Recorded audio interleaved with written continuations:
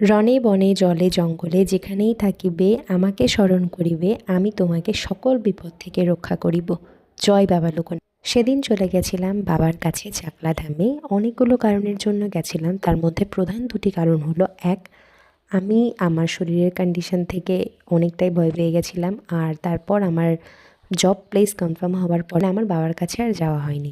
Secondly হচ্ছে ভাইয়ের HS exam, যেটা মোস্ট ভাইটাল আমাদের যাওয়ার মানে মেইন উদ্দেশ্য ছিল এটাই।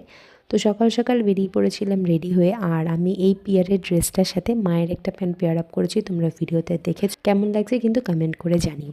দেখো ট্রেনে কী পরিমাণ ভিড়, অসম্ভব বাজে একটা ইনসিডেন্ট সেদিন ট্রেনে ঘটে যায়। একটা দিদি ভাইয়ের ব্যাগ থেকে রীতিমতো পার্স চুরি করে নিয়ে যায়। আমরা কোনো রকমে ট্রেন থেকে নামলাম, নেমে আমি একটা জাস্ট বাদাম ভাজা খেলাম, মানে আর তেমন কিছুই খাইনি।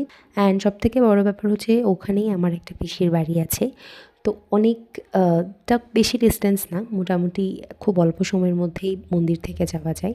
অ্যান্ড সকাল সকাল খুব ভালোভাবে, খুব সুন্দরভাবে আমরা পুজো দিতে পেরেছি।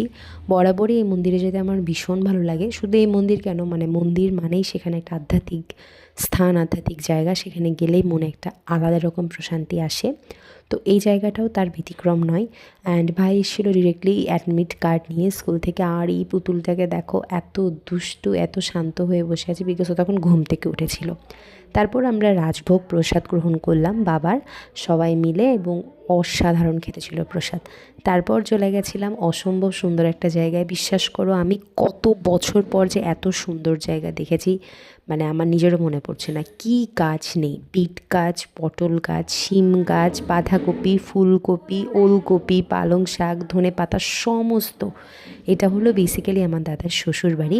মানে ওনারা শুধু চাল এবং তেল, এই দুটো জিনিস কিনে কিছু, কিন্তু ওনাদের মাঠে চাষ হয়, এবং এত জিনিস আমাদেরকে দিয়েছিল সে, এবং দিনটা খুব সুন্দরভাবে কাটিয়েছিলাম। চলো দেখা হচ্ছে নতুন ভিডিওতে, টাটা।